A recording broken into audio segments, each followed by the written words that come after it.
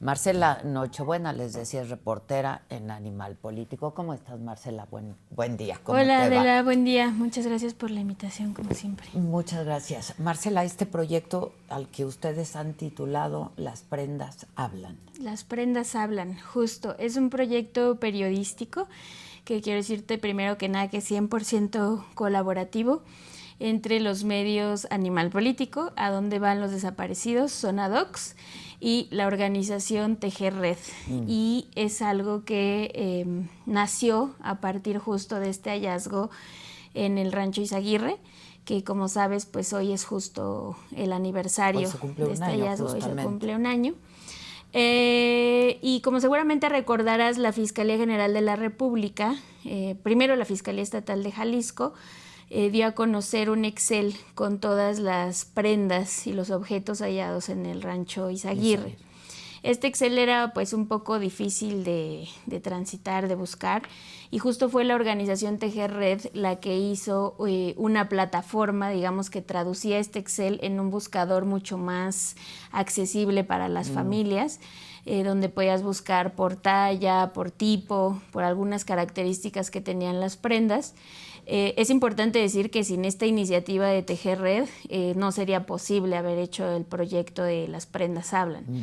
A partir de esa plataforma fue que nos propusimos hacer un formulario ya muy específico al que pudiera acceder cualquier familia que busca a una persona desaparecida para saber si identificaban alguna de las prendas encontradas en ese momento en el rancho Izaguirre.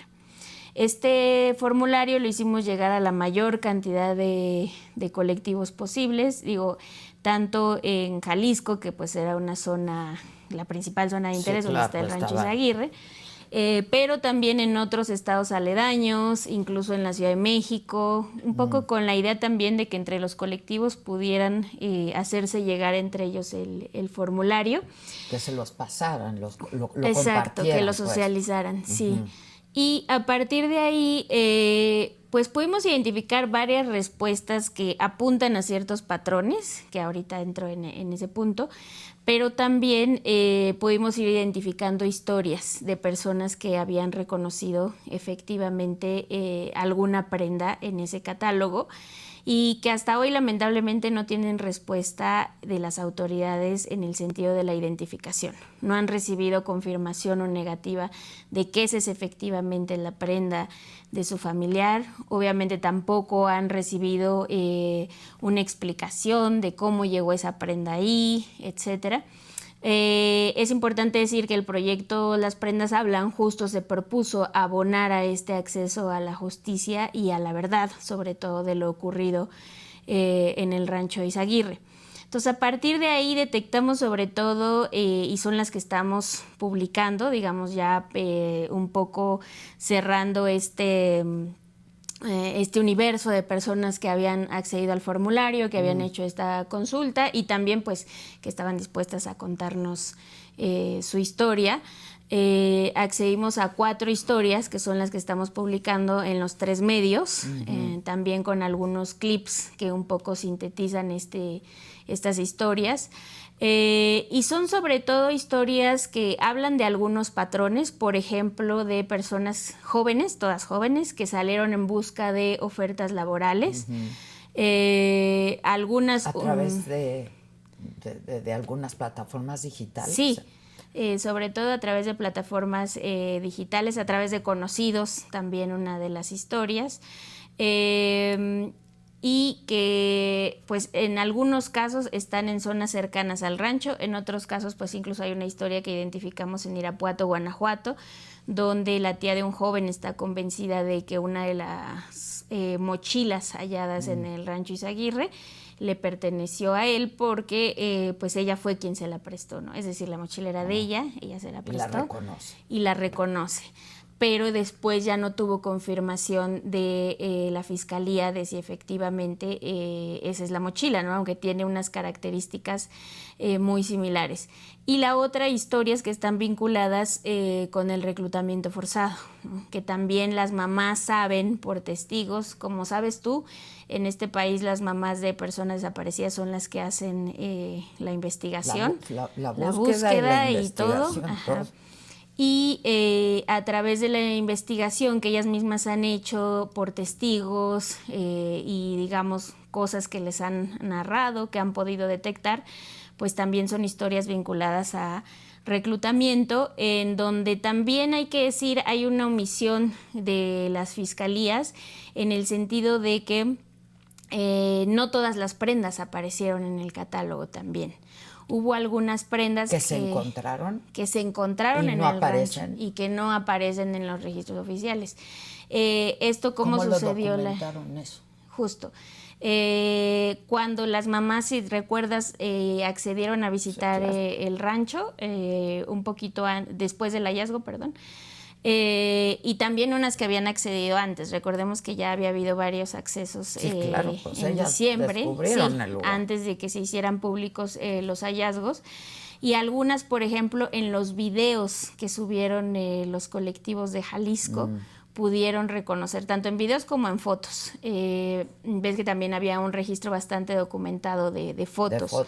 Y ahí reconocieron algunos objetos, entre ellos una Biblia, un par de tenis, una maleta, una mochila en el caso de Eleazar, que es al que yo estuve más cercana.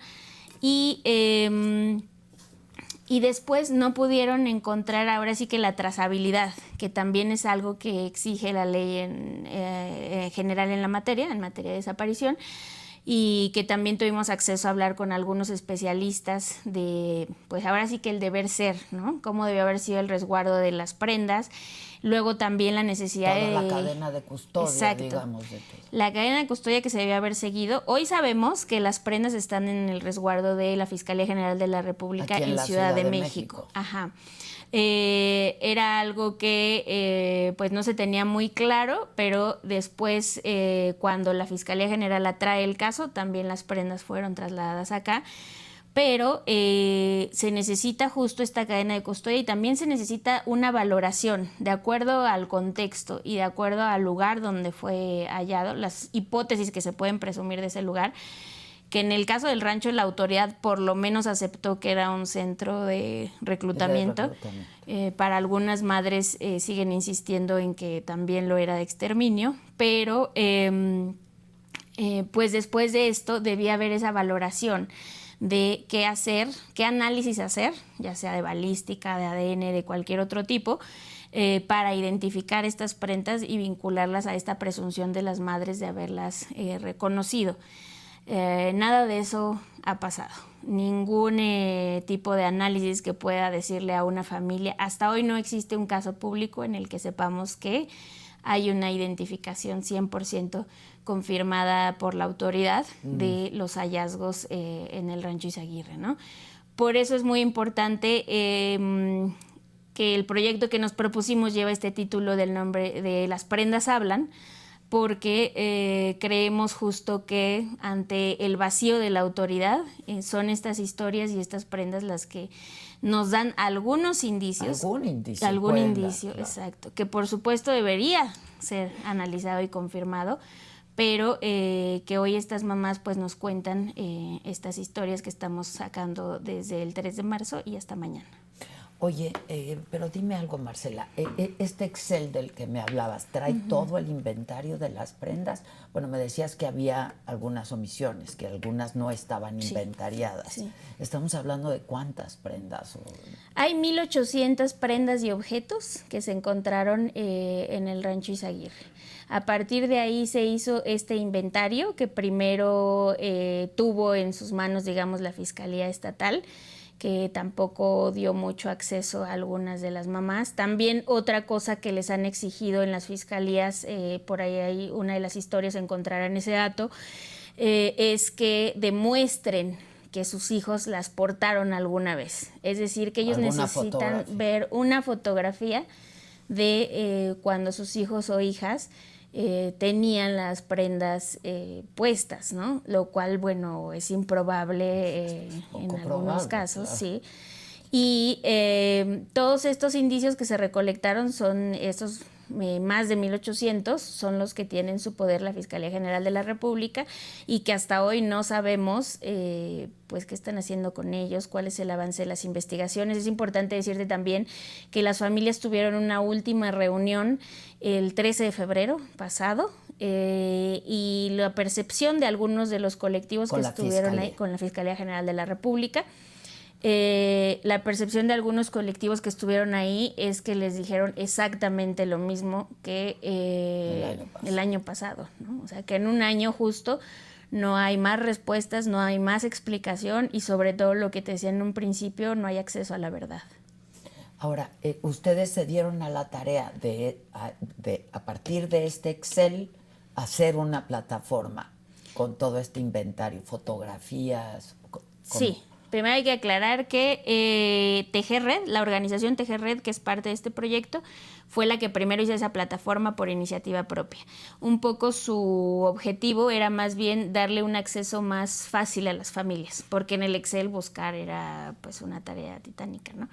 Y lo que hicieron en esta plataforma fue como hacer un buscador que estaba cargado ahí toda la información del Excel, pero en el que las familias podían buscar fácilmente. Eso lo habían hecho ellos ya antes de proponernos en conjunto los 3 medios hacer el proyecto. A partir del proyecto lo que se hace es un formulario en concreto, un formulario en donde nosotros les pedimos a las familias contestar ciertas preguntas específicas, es decir, ¿reconoció alguna prenda? ¿Cómo está numerada en el catálogo? En todo el catálogo las prendas y los objetos tienen un número. Entonces les preguntábamos cómo estaba numerada, a quién creen que le perteneció, por qué lo creían, etcétera, y les pedíamos sus datos en caso de que quisieran ser contactados para contar su historia. También es importante decirte que ese formulario sigue abierto, es decir, Las Prendas Hablan es un proyecto que estará ahí, que estará vigente. Obviamente lo que nos propusimos, sobre todo tomando en cuenta el aniversario del hallazgo que es hoy, fue contar estas historias que ya teníamos ubicadas en esta semana, que ya teníamos ubicadas, reporteadas y con otros elementos además del formulario, juntar también lo que ya teníamos en términos de solicitudes de información que se hicieron a la Fiscalía Estatal y a la Fiscalía General de la República, donde también hay un tema que seguramente hablaremos en el futuro de opacidad, pero donde pues pudimos tener al menos ahí algunos datos como este de que las prendas ya están en Ciudad de México. En resguardo en la Ciudad de México. Exacto. Y bueno, digamos, es un corte de caja de lo que hicimos en este año. Más o menos el proyecto empezó pues hace casi meses. al mes del hallazgo. Entonces realmente hemos trabajado casi un año en él. Ya. Ahora, ¿cuánta gente ha accedido a la plataforma, sabes? Sí, a la plataforma hubo más de, si no te estoy diciendo mal, más de 70,000 búsquedas como tal.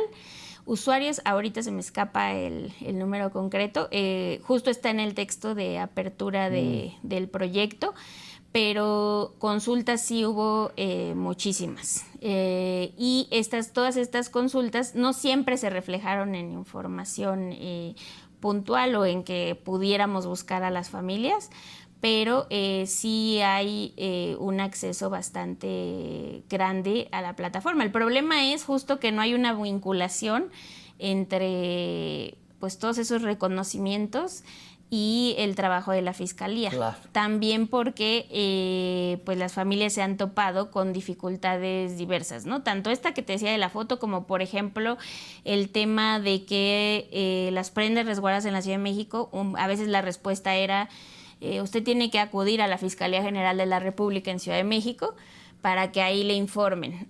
Un dato importante aquí es que la Fiscalía General informó que todo se iba a revisar caso por caso. Entonces, es decir, que si una persona familiar de algún joven desaparecido reconocía la prenda, tenía que ir a la Fiscalía para dar el dato y ver si solicitar el acceso, ¿no?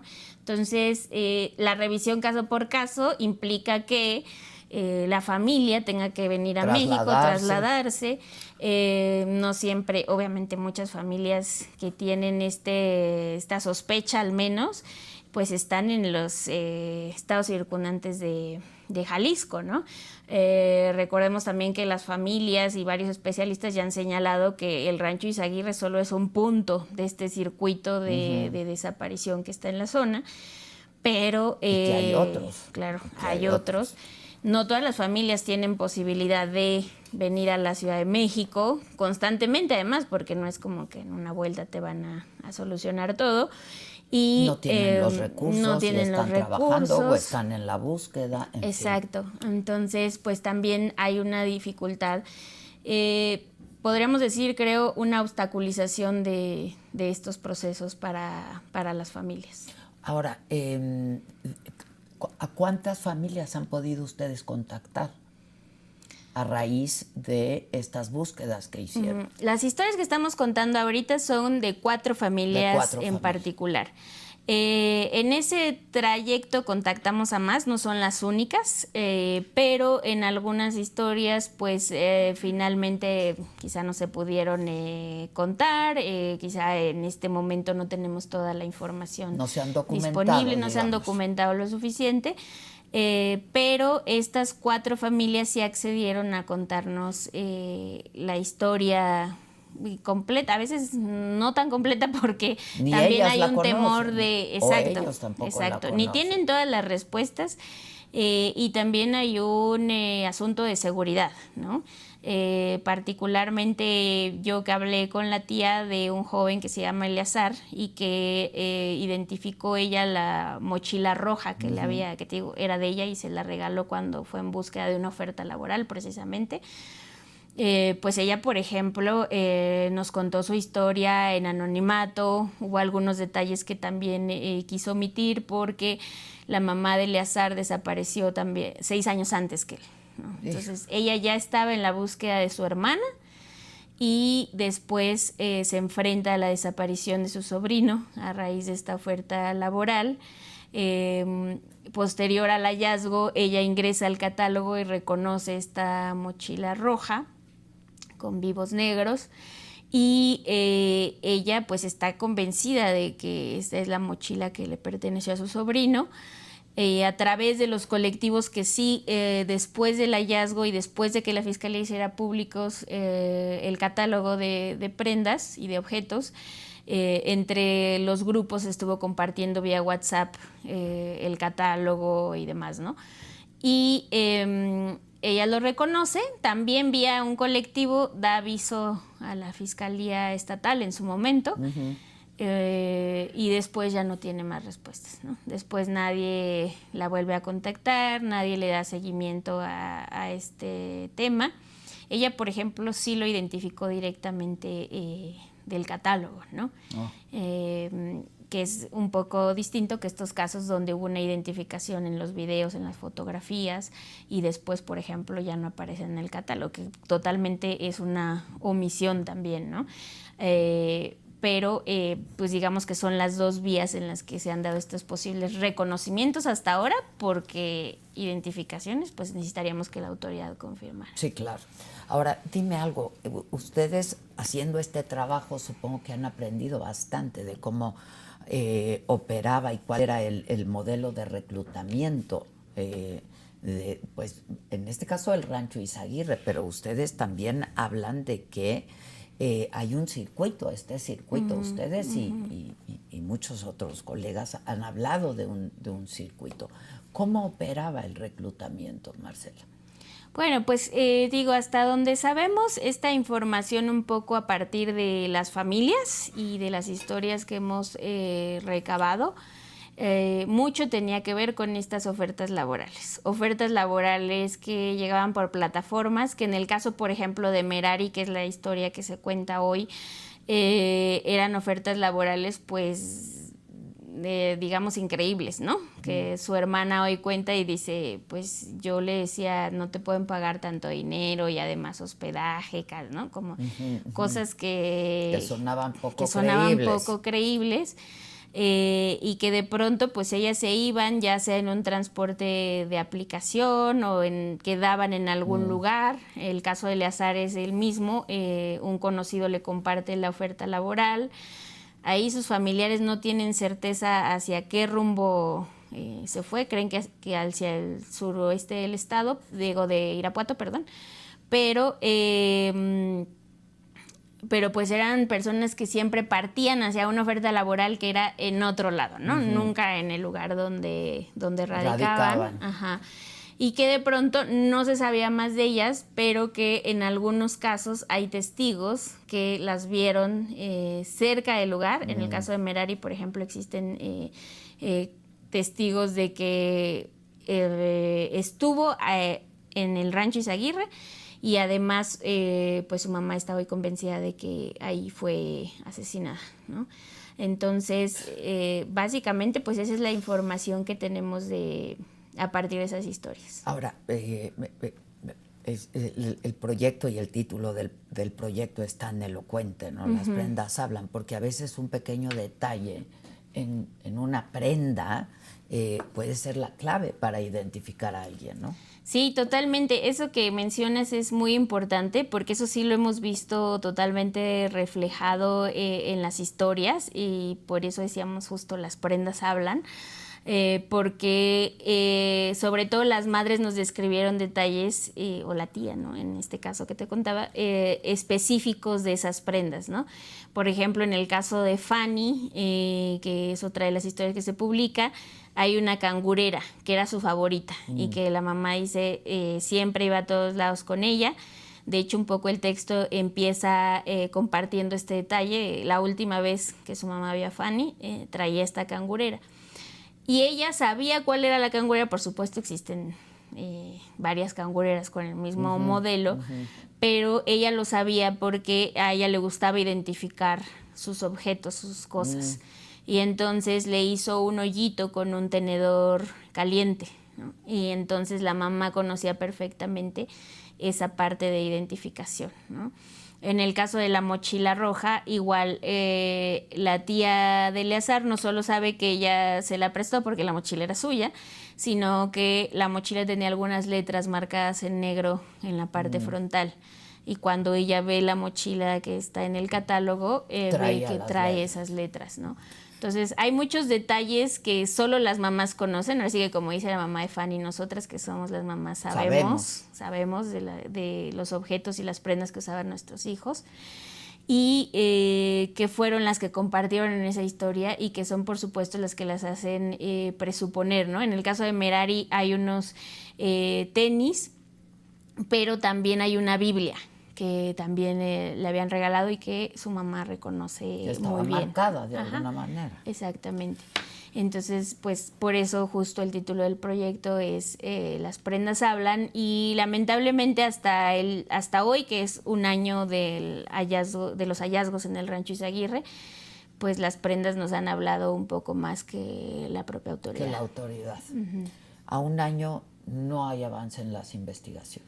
No hay avance, incluso colectivos de Jalisco denunciaron hace poco en un comunicado público que la investigación estaba paralizada, que se había un poco empantanado, y después lo que te digo sucedió. Que no siguieron con las periciales. No, ya no siguieron con las periciales. Es importante también decir, es algo que se rescata un poco en el texto de apertura de este proyecto de Las prendas hablan, que en ese momento también hay cuestiones que fueron pues bastante perjudiciales, ¿no?, para los procesos de investigación. Como tú bien sabes y como lo recuperamos en algunas de las historias, algunas de las mamás denunciaron que la visita al rancho unos días después fue un circo, ¿no? Fue una cosa bastante traumática para las familias, porque fue exhibir el dolor, no hubo resguardo. También en estas consultas que hemos hecho con especialistas sobre el deber ser, pues es un poco, les preguntamos qué pasa en cualquier hallazgo, no en el rancho Izaguirre, en cualquier hallazgo de este tipo, qué debe pasar. Y claro, lo que nos dicen es el lugar, a partir de ahí es considerado un lugar de investigación, un lugar de hallazgo y por lo tanto debe resguardarse hasta que la hipótesis que sea haya sido confirmado o descartada y hasta que se hayan hecho todos los análisis pertinentes, ¿no? En el suelo, en las prendas, en cualquier otro objeto hallado ahí. Y pues esto vimos, no tenemos confirmación desgraciadamente porque la Fiscalía General de la República no ha proporcionado toda la información, pero bueno, lo que vimos fue un acceso libre, en donde además ya había habido un retiro, también es importante recordar eso, de los objetos. De algunos objetos, sí. Ajá. Que fue lo mismo, de esto hablábamos justo ayer, que se le permitió el libre acceso a cualquier persona a este lugar donde encontraron al Mencho, ¿no? Sí, exactamente. Y es lo mismo, el lugar tiene que ser resguardado. Sí, totalmente. Hasta que no se concluya la investigación. Uh-huh. Y en ese caso, además, bueno, como tú recuerdas en el Rancho Izaguirre, bueno, entraron las mamás, entraron los medios, bueno, entró todo quien pudo, ¿no? En ese momento. Además, pues también hay que decirlo, no solo revictimizando a las madres, sino guardándoles esta esperanza de poder revisar, ¿no? Eso en el caso de la mamá de Fanny es muy particular, que ella dice, pues yo quería entrar, pero para buscar la cangurera y ver si era la de mi hija. Claro. Pero ni había cangurera, ni le permitieron el ingreso realmente a donde había sido el hallazgo, y el tema se convirtió pues en un, como ellos le llamaron, en un circo, ¿no? Mediático, sí, así fue.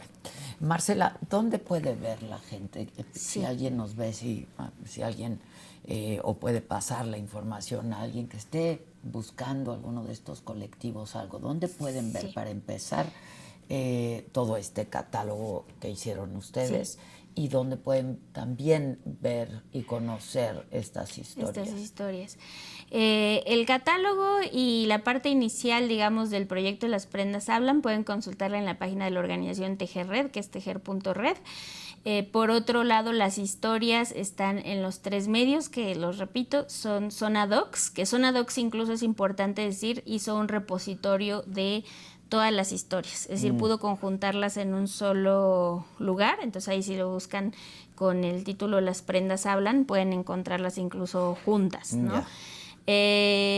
¿A dónde van los desaparecidos?, que las ha publicado también de manera seriada, igual que nosotros, y Animal Político.